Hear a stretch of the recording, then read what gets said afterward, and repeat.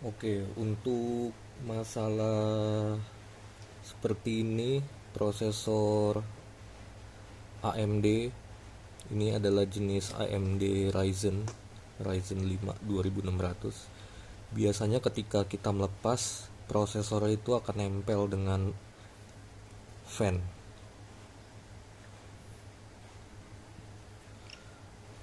Nah, dan ini sangat riskan sekali untuk dilepas, susah ya.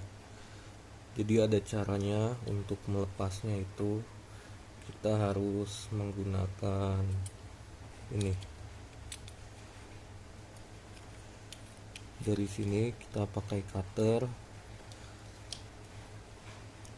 lalu kita iniin bagian pinggir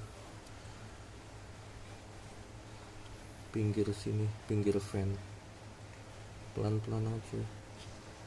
Nah, digesek dan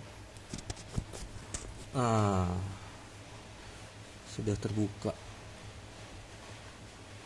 Jadi intinya bagian pinggir sininya aja, kan kelihatan tuh sisi-sisi fan-nya.